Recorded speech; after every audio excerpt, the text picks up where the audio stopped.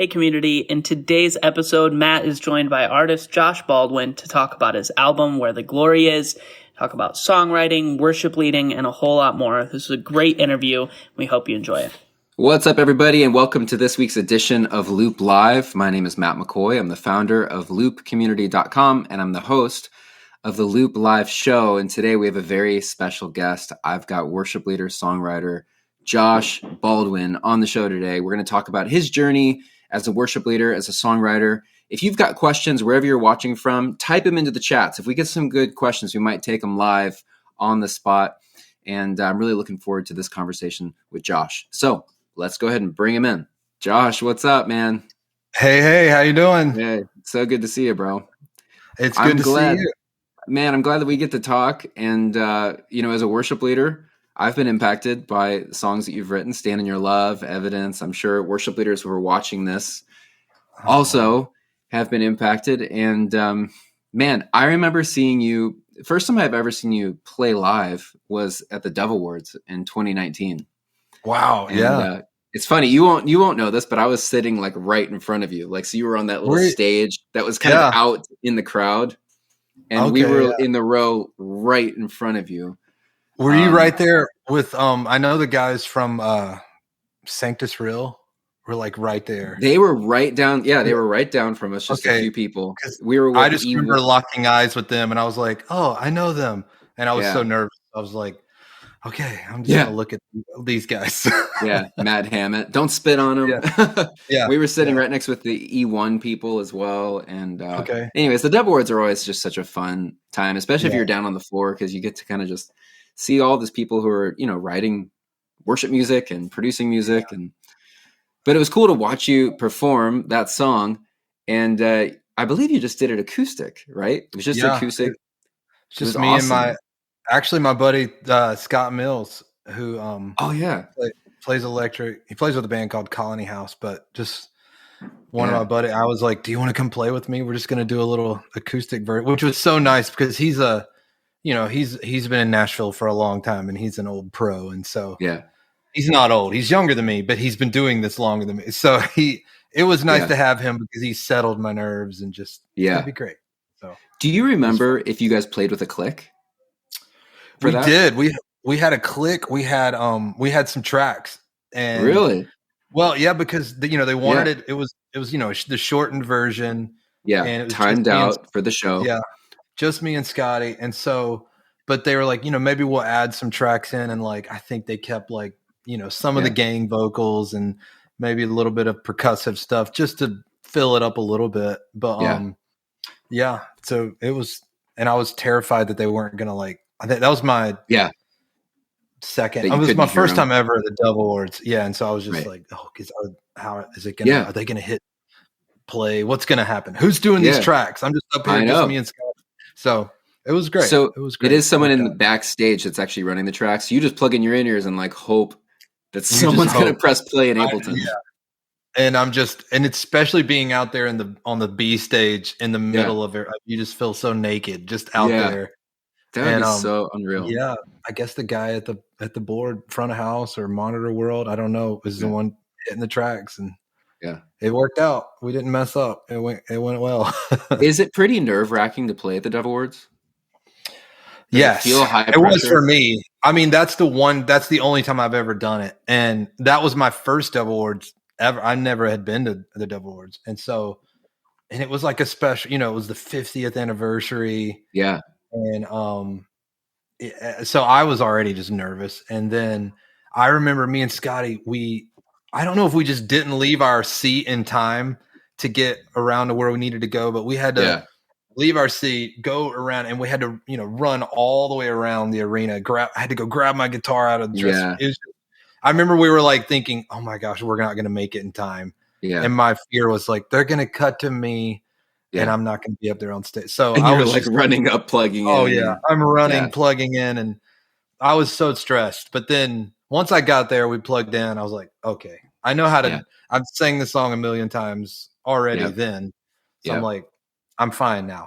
Once it's go time, I'm okay. But it was and you played "Stand in Your Love."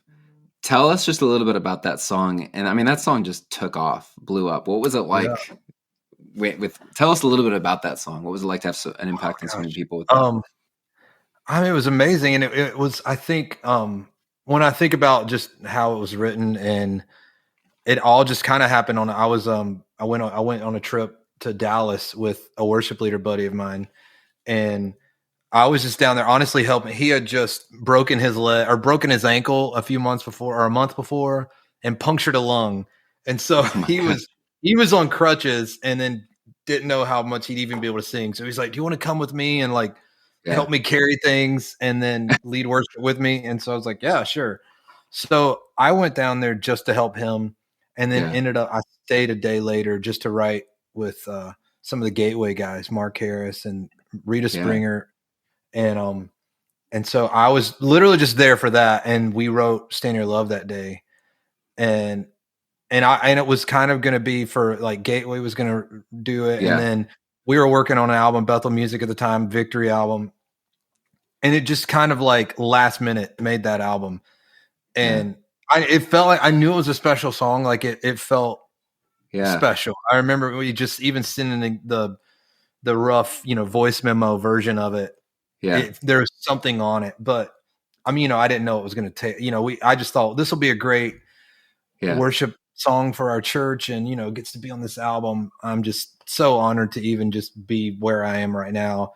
And then, and then from there, we decided, okay, it's going to be the lead single from this album, and we're going to push it to radio, which I had never been on radio, never done anything like that. And, so that was when it just like started taking off, was the radio thing, which just blew my mind. And that's, I was going to ask you, when you're in a write and you're writing songs, do you pretty quickly know like, wow, this is a special song? And you kind of answered that, but I'm curious, like when you're actually writing it, or you're like, oh my gosh, like this is it. Like this is going to be huge. I mean, I think so. I think I say I think so because I think there's been times when I've really thought it was special, and it was like, it was fine. It's a good song, but maybe in the moment I'm such a feeler that sometimes my feelings can mislead me. But I definitely think the ones like Stand in Your Love, Evidence. There's been a handful of others that maybe weren't as known as those, but they've been special. I've led them a lot, and I've definitely know. When those have been written, I can feel like, okay, this is something that whether it came fast, like Stand in Your Love, or some of them came like, and it was just like months of just me knowing how special that song is, and knowing that I need to like work through and really grind to get this where I feel like it needs to be, because it feels special.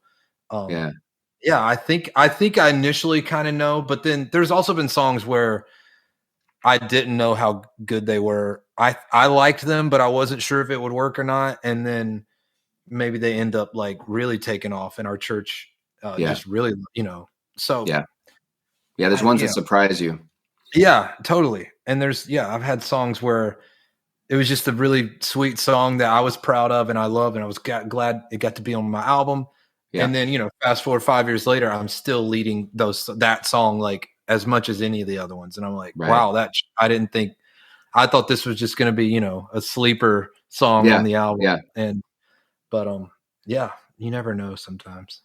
So let's rewind the clock a bit and just give worship leaders a little bit of the story of how you even started leading worship. Like who taught you, who inspired you when you first started? Well, I grew up in North Carolina. Representing my Panthers today. We finally won. So, I grew up in a little church in North Carolina. My dad is a pastor, but he was also the worship pastor. And so I actually got my start just playing drums with him. I think I started playing drums in our little church when I was like 12, 13 years old. That's cool. So my dad's a big influence as far as like for the first 18 years of my life, he was my pastor and also my worship pastor, and just my dad wrote songs and still writes songs. And so I grew up in that, and I remember when I was in high school, I was in youth group. Our youth pastor said we didn't have anybody that led worship in our youth group. We would just play CDs back then and just play, worship Yeah. CDs. I remember I'm old enough to, this is like the mid 90s. I remember we would play Petra Praise. Oh yeah. And Petra Praise 2, some of those. Mm-hmm. Take the cold, cleanse my lips. Yeah. My first concert ever was a Petra concert. Really? They played that song, yeah. We are dating ourselves now, but Big time. Most of my friends have no idea who Petra is.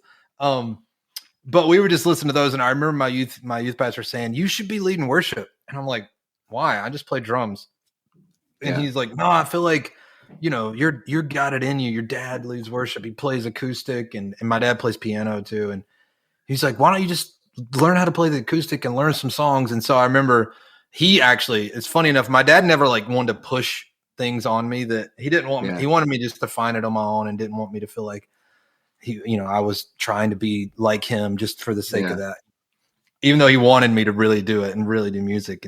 But I remember it was my youth pastor who barely knew guitar. He's the one that taught me like my first like 3 chords on a guitar, on acoustic. And I grabbed it and started leading. And there was something about it that felt natural to me. And I think a lot of it was I'd grown up in it with my dad, but also even just playing drums. Like I just knew the ebbs and flows of worship and had learned even how to lead from the drums. I think a lot of times the drummer in some cases can lead the worship, maybe even, or has maybe a more of a reign on how worship can go and how the music can go as much as the bus driver in a way. You're right. Yeah. And so dynamics. Yeah.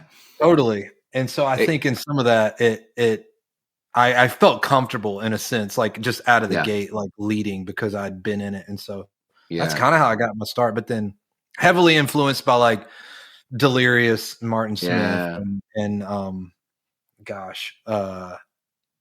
was a lot of Matt Redman and a lot of those guys.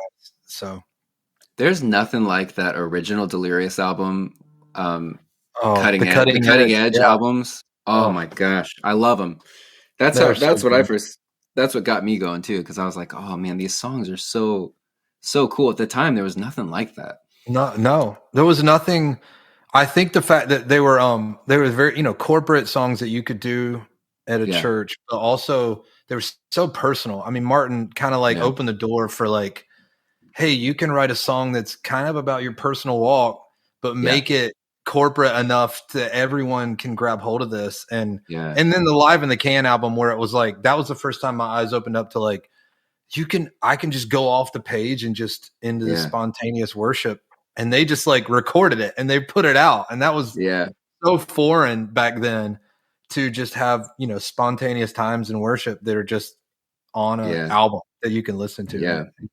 That's great. Well, it's cool to hear your story. It's very similar to mine, actually. My dad's a pastor and grew up leading worship in church, youth group. And what's interesting is that there's always just one person that ends up really encouraging someone to be like, hey, you should try this. And you're a kid, you're like, I don't know if I can do this. But someone's like, no, I see it in you. And I'm going to like push you in a way to do it. And look, it like changed your whole life. And it just takes like that one person to light that spark. Yeah. And it's so funny.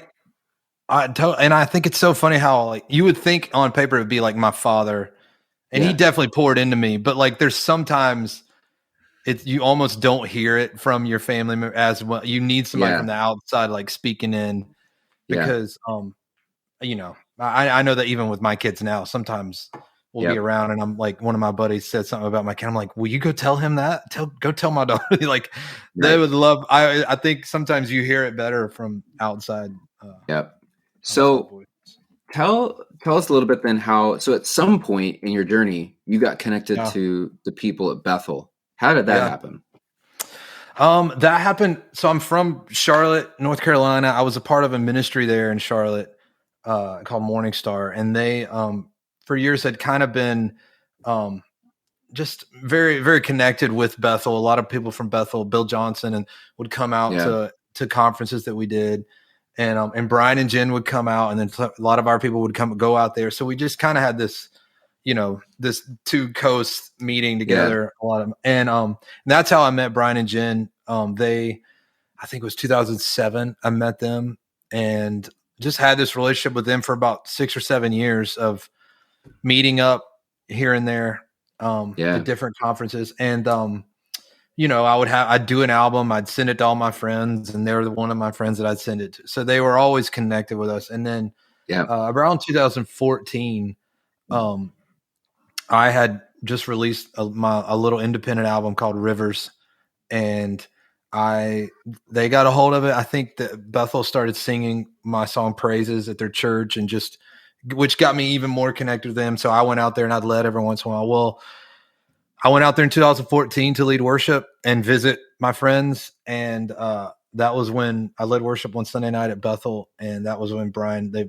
met with it. And it's like, hey, we'd love for you to be a part. They would just started to really do the Bethel, like the collective. And it was because the art, like more before that had just been mostly just Bethel music was like the worship leaders there at Bethel. And then they had got the Helsers had come out, Jonathan, Melissa, which I had grown up with. We all went to the same ministry school in Charlotte. Yeah. So I used to play drums with Johnny. And then I came a month later. And so me and the Helsers were kind of like the first artist outside of Bethel that they pulled in for Bethel music. So that's how it happened. 2014 was when I officially joined. And gosh, it's crazy. It's been 8 years. We ended up moving out there in 2015. A year later, we just decided to move out and be a part of the church. So you live in Reading right now? I don't live in Reading right now. Okay. We were there for 6 years. Okay. And then in January 2021, we moved to Franklin, Tennessee. So just outside of Nashville. I wonder why. Why would you be in Franklin? Yeah, no, everybody's there. I was just in Franklin a couple weeks ago because I'm thinking about moving there. Where are you? Well, I'm in Chicago. Okay. But we're always doing stuff in the Christian music space, and I don't know, Franklin just seems like that's where it's at. That's where it's at. It makes sense. I mean, after Stand in Your Love, and then when the radio and all that started I was coming through Franklin and Nashville all the time, so much. And then I think we always thought we probably would end up here. Yeah. But 2020 happened. We're just all that was, I think, just kind of accelerated everyone's vision for the next 2 or 3 years. And so part of that was like, we just wanted to get closer to family. We wanted traveling to be a little bit easier. And then I was always here anyway. So it just made sense. And so we've been here a year and a half, and it's been great. And I'm still very connected at Bethel. I still go back and lead often. And I was just there last week, and it's been great. We loved our time in Reading is a really special place. I miss Bethel Church being my every Sunday morning church. I miss Bill being my pastor, but it still feels like they're still very connected. But what church are you going to in Nashville? We've been going to the Belonging. Oh, cool. Yeah. Awesome. We had so many friends that we already connected with that go there. And then, I love Henry and Alex. I'd met them a little before. And so, we kind of just, it's like, we didn't know. It's been weird. It's the first time in my life that I've ever moved somewhere and it not been like because of the church in that city. Growing up, my dad's a pastor. Anywhere we moved is because of his job. Yep. And then when I became a worship pastor, anywhere I moved was because of the church. Moving out to Reading was because of Bethel. So then moving here, it was like, I don't know how to find a church. Like, what do you do? Like, it felt weird. So it was just, I know the most people here. I love Henry and Alex, and just, initially just, I, really feel like they, we share DNA in a sense with them. So we just started going, and we love it. It's been great. I've recently been meeting a lot of people who go there just because we've been looking at moving down there. And then also I'm actually working on a music project myself right now with a guy named McKendry Tucker, who goes to McKendry. Yeah. He plays keys. Yeah. Plays keys. Yep. Yeah. And he's producing this project for me, and he's told me a ton of stuff about the Belonging, and it just sounds like a great place. It's a great place. And we love, I'm pretty close with Cody and Cody Carnes. We actually just played golf. And, cool. So he's there, and he was my initial, like, you should come. So that's awesome. So you've got a new album coming out October 21st, Where the Glory Is. Tell us about it. Oh man, I love this. I'm so pumped about it. It's been, I feel like it's like my best 10, 11 songs that I've been a part of. And it kind of, I went from like thinking I was going to write an album and it be a little more singer songwriter and just maybe a little more front porch worship Josh kind of thing, to there is definitely some of that, but it ended up being a lot more corporate songs than I thought I would. Yeah. A lot more corporate worship, and they still feel like me. They still feel like, it's definitely, I can't get away from like my sound that tends to gravitate towards that Carolina country sound. Yeah. But I think it's just, it's a group of songs that feel, they just feel like the most me. I don't know how to explain that even more than just, I've had friends of mine that I've known for years that have listened to it, and I haven't said anything to them about, what it was like or anything. And they just come back, and most of them are like, this feels like the truest form of you that I've ever heard. And I feel like it feels like that to me. It's just, Where the Glory Is, the song. It's I wrote it with my buddy, David Leonard. And it's one of those songs that I think when I first started talking about the title, Where the Glory Is, and with him and my friend Andy Cherry, we were talking about like what we usually hear when we hear songs they're talked about glory and just, this is where the glory is. They feel a little more like we're singing about the holiness of the Lord and just, but I started like thinking about the song, and I'm like, I feel like the beauty of the Lord and where the glory is and walking with and being with him is just that every day, like he's with me. He's always walking with me. He said he'd never leave us. And so that's what that song's about. It's just, this is where the glory is. You're the one I'm walking with. And this is where the glory is. I'm never alone. And I think all of the songs kind of have started to fed off that. And there's another song, Narrow Road, that it's already out. And it talks about the similar thing of just this road with the Lord. He said it would be narrow, and he said the journey might be lonely, but will never be alone. And it's kind of another one of those, just like this everyday walk with the Lord. And it feels like worship songs for like, this feels like worship songs for the working man, Yeah. if that makes sense. But yeah, man, that's good. Yeah.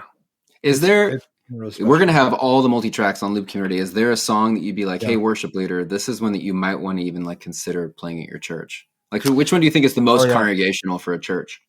Oh gosh. I mean, I think there's a few of them that are, and one, Resurrection Day. I mean, obviously it's just the Easter Sunday morning song. That'd be great. Yeah. We need more of them. It's upbeat, which is not normal for me to have an upbeat song that I'm really stoked about leading on Sundays. It's so hard for me to write an upbeat song. But it's upbeat, and it's, it's obviously it's talking about the resurrection, but it's not just saying, it's not just that. It's just that this is Resurrection Day every day that I can wake up and just, and I think that one I'm really excited about leading. It's a great like opener kind of song. There's another song I wrote with my friend Patrick Mayberry called Still Standing, and he actually sings it with me. But I think that one, I think I could see that one being like a good congregational song for people. So there's a few on there. There's one on it that I think I love the most. It's called Keep Me Burning. And it was kind of a joke. I was singing that's old song I grew up singing when I was a kid. Give me oil in my lamp, keep me burning. Give me oil in my lamp. And so I started singing that, and then we were like, what if we just did like our own, slower ballad type version of that song? And so that came out of that. Just give me oil in my lamp, give me fire in my bones. And the chorus is just, Jesus, keep me burning. It's just this sweet worship song that's just a call for like the Lord to just continue to like keep that fire, keep that flame, aflame, that fire aflame. Fire aflame. That's awesome, man. Yeah, you got it. I'm like, I'm losing my words here. Yeah, but dude, that's awesome, man. Well, we're gonna be pushing that project for you. Get it in front of worship leaders. So give us a little bit of a sneak peek behind the curtain. Your life in Franklin. What does a normal week look like for you? Like songwriting or travel, school drop off? Yeah, right. I'm trying to think what is a normal week anymore. because it's different. Last week I was gone all week in California, so that wasn't normal. But Yeah. a normal, like today, I took the kids to school this morning. They do we homeschool, but they do 2 days at a co-op, so they do Yeah. Monday and Wednesday. So I took the kids to school, and a lot of there's about every other day I might do a write. I'm not. It depends if I'm like working on when I was working on my album. I'm Yeah. writing a lot more, and I'm writing for that. If I'm not, like right now, when the album's done, so a lot of times I'm writing. It's just for other people. Like I wrote yesterday, and then came home and cooked Yep. spaghetti for the kids, Yeah. and Yeah. Yeah. but today, tomorrow I'm going and writing with my buddy David Leonard for his Yeah. album, and just so. And that's something that since I moved here to Franklin, it's been fun to be able to have those times of like Yeah. just writing and be for other people. And Yeah. so Probably get to do I that a don't lot more. I get to do that a ton more. And I didn't realize like how much I would actually love that. And it's just like there's less pressure. I feel like I'm like, Yeah. well, this isn't for me in the sense that I want to make it great, but Yeah. I hold a little bit looser to it, which ends up making it, I think Yeah. easier for me to write because there's Yeah. I don't put as much restraints on it and Yeah. pressure. But Would you say how many writes do you think you have a week? No, I'm not like a guy who's like Yeah. every day. I like Okay. at least one, maybe Yeah. two. Okay. But if I'm not traveling, Yeah. but yeah, That's what I would guess is even like sustainable. Yeah, for me that's not. I mean, I'm definitely a songwriter, but I'm Right. so much more of like worship leader artist guy that I too much songwriting and it wears me out. I can't. Yeah. So Yeah. I have I get friends that. that write every day and they just love it and that's all they want to do. Yeah. I think that would burn me out. It definitely burns me out. I can't do it. I've found like a good stride. I feel like I'm in my a nice flow right now. Do you guys commit when you do a write? And the people that you know that like are writing every day, are they committing to like finishing the song that day? Because I think what would really hang over me is like if you don't finish the song and then like it just starts snowballing and you've got a ton of songs that are just like 75% of the way done.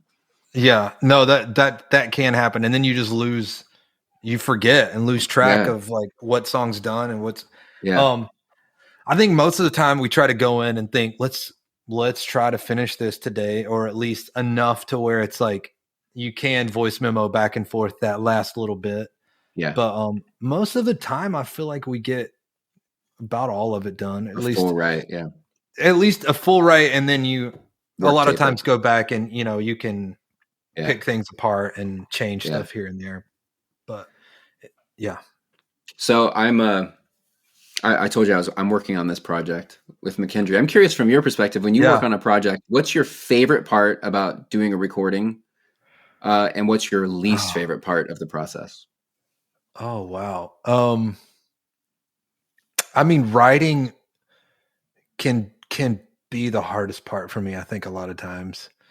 There's sometimes when I feel like it comes really it just kind of depends on the song too. There's some songs I'm just like, oh man, that was Where the Glory Is. That song felt easy and just flowed right out. We never changed anything about it. Even the vocal take that's on the album was the demo take. I sang it the first time I sang it. It just felt easy. And like, I remember David was like, we can try, later when we record this, we can try to have you sing it. But he's like, I just don't think you're going to do it better than that. That's perfect. And so that's amazing. No, not perfect, but perfect for the song. Yeah. For that right. album. But I think the most fun part for me is the actual recording and the process of crafting like the arrangements with the band and all that stuff feels that because it feels like the pressure. I feel the most pressure when it comes to writing because it's just like, you got to get it right. Once that part's done. Yeah. I'm like, wow, the rest of it's just fun. It's like, how are we going to arrange this? What's this song going to sound like and feel like? That part's the fun part to me. But some people love the writing process and I don't dislike it. Obviously it's who I am. It's what I'm called to do. It just, I don't know. I don't know. I've had some people that are shocked to hear that like the writing part comes a little tougher to me, and maybe it's not quite as enjoyable as one might think, but it just kind of depends on the song too. Yeah. But Yeah. Right. I know some just I come tend to- easy. yeah, some come easy. I tend to I have a lot of control over the writing part, Yeah. and I tend to beat myself up a little bit more Yeah. with that Yeah. in that regard. And then when it comes to the producing and recording, I know my strengths and weakness in that, and most of the time I need to just like let it go Yeah. a little bit. And so Yeah. I just enjoy that better because I Yeah. lean on the other guys more. Yeah. And, yeah. And with the writing, I mean, there's just so many possibilities. I mean, there's there's so many different Right. options, and like the words that you choose are so important. Someone recently told me that it's like the difference between the expression is like different of like lightning versus lightning bug. Like those two Yeah. things are send totally different messages. Yeah. Well, And it's that one tweak. totally. And I know for me, I'm an Enneagram 9. So more options doesn't usually mean like it doesn't usually bring me peace. Yeah. Like Yeah. if I have more decision, like there's more Yeah. options in decision making, I am just like, oh no. And then I'll just ask a million people like, what do you think? What do you think? What do you think? Yeah. And so if it's just like, it's either gonna be this or it's either gonna be that, then I'm like, great, let's do this. But when in the writing, with the songwriting, when it is like an endless possibility, that almost like, oh gosh, no, I know. Someone choose for me. Yeah. Right. Which I will say, coming here to Nashville, I feel like I've grown into songwriting in that I've learned how to get like a theme of a song, like right out of the gate. And that hones it in to where, it's got to fit down these two parameters, because here's the theme. Here's what we're going after. As opposed to, I feel like, years ago, I would just kind of like, I just want to write a worship song and just make it this broad thing of, we're just going to write a worship song about the Lord. I'm like, well, yeah, we do, but are we going to sing about his faithfulness? Let's sing about his faithfulness, or let's sing about how he, his blood or the cross, something. When you hone it in, then it's like, okay, then it throws away tons of options that aren't good for this anyway. And let's just keep it right here. So, yeah. Well, all right. I have one final question for you, then I'm going to let you go. If you could go back and tell a younger version of yourself, or maybe a new young worship leader, maybe you're sitting down over coffee with a young worship leader who's 15 years old. If you could go back and tell yourself something as a young kid, what was some advice you'd give for the road ahead? Wow. Gosh, I will say, I think worship leaders nowadays, in some regard, have it so much easier than I feel like I did 20 some years ago, but then also so much harder. We didn't have social media. We didn't have all these different ways to compare yourself to everyone who does what you do. And I think I would say, and I feel like I somewhat did this well, but then also I know how I felt when I feel like on the outside, it might look like to some people back then that I was doing this okay, but I know how I was feeling and I wasn't. I would tell most worship leaders to like, hey, just to go back, like, what was the last thing you felt like the Lord told you, like in whatever season did you, like, maybe you're at this church and you feel like you see yourself doing something else down the road. And sometimes I know for me, it was hard to like just be where I was in the moment, because I see all these goals and dreams and even like prophetic words and things that people had told me that I was going to be doing. And I see those so much so that I forget like where I'm actually planted right here. Yeah. And I had to remind myself, and I would want to remind a worship leader, a young worship leader, like, hey, what was the last thing the Lord told you? He put you right here. Like, you just like pour into that with all your heart. Pastor that worship team, and let the Lord pastor your dreams over here, and let him water those. And those will come and happen. That'll happen in time, and whatever that means, whether it means like you grow in your team to be a move, and nowadays it's like, it's so every worship team wants to be a worship movement. Every worship movement wants to be a label, and all this. Yep. It's like, some of that's great, but what's the one thing the Lord has put you there and wants to pour into those people? And like, don't forget where you are and look past and try to grab onto something too early, because God forbid you get it. And then you got to like, I remember my pastor, Bill Johnson, he just says, hey, let the Lord let the Lord promote you, because when we try to promote ourselves, and then we have to like keep we have to maintain that and keep it up with our own energy. But if the Lord promotes you, then He will sustain you. Yeah. And so, so that's easy a to good forget word. That's a good word, man. Well, I really appreciate you taking the time to join us for this. And thanks for having me. I've been dodging the sun the whole time. No, good. Hey, hopefully it feels good though. Yeah, I would tell worship leaders, hey, don't dodge the sun. Just sit right there with the Lord. You're getting your vitamin D. I am. All right, man. Thanks so much for joining us. We're looking forward to your album dropping very soon. Thanks for having me. Thanks for all you guys do, and just how you just help churches worship. Absolutely. Honestly. Absolutely, man. That's what we're about. Thank you. All right. Hope to talk to you soon. Thanks. You too. All right. That is the interview with Josh Baldwin. Really interesting to just kind of hear his story about how he started as a worship leader, songwriter, how he's currently songwriting. We talked about all sorts of stuff in there. Make sure you share this video with a worship leader that you think would be interested, a worship leader friend or a songwriter. And make sure you check out Josh's new album. Dropping soon, close to the end of October. And it's going to be really great. So thanks for joining us for Loop Live. We'll see you next time. Hey, what's up, guys? Thanks for listening to this week's podcast. Couldn't do what we do without you. Let us know in the comments what you thought. Also, make sure you hit the subscribe button. Follow us on Facebook, YouTube. Stay tuned. We got a bunch more stuff coming. Appreciate you guys. See ya.